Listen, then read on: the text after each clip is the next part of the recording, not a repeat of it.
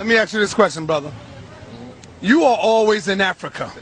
You got the African Day Parade. You don't see the Africans. You got the festival that be going on in Brooklyn, the band festival, the African festival. Where's the Africans at? When we doing our rallies and our marches, where's the Africans at on your side?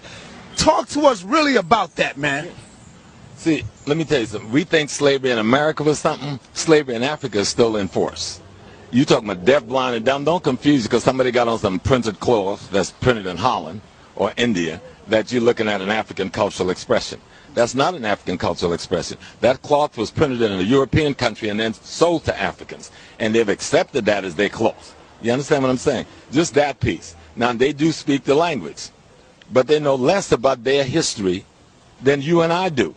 So you've got a deaf, blind, dumb, backwards person speaking an African language, coming from the African country, came here to be a parasite on their own people with no respect for themselves as human beings, and then because they speak a language, try to play you off like they got something culturally that you don't have. The most culturally enforced African in the world is the African American. Most of the movements that have changed the world that allow all ethnic nations to profit has been our movement. And so we get peed on and played down because these people are so punked out and scared of the white man that they feel because they're scared of the white man, they got to be against us. Are they our people, brother, or are we our own people now? No, we got to understand two things. We have a race and then we have an ethnic place.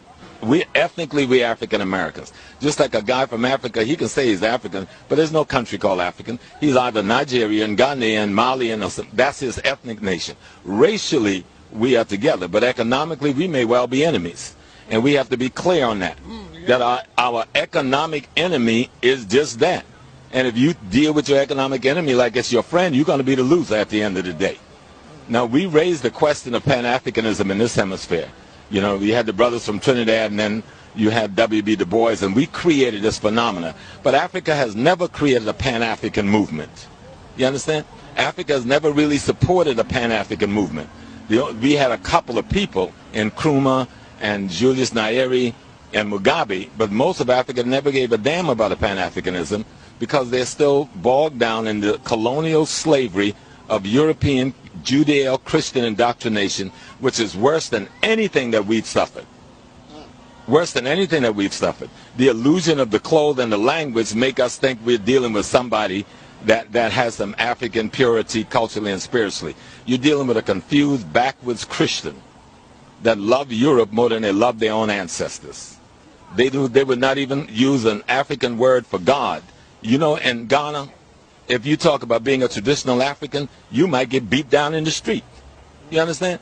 You're ostracized on the radio. Movies are made to show African culture as being the devil, while Christian culture is coming in as the savior. This is TV shows and on TV in Nigeria and Ghana every day.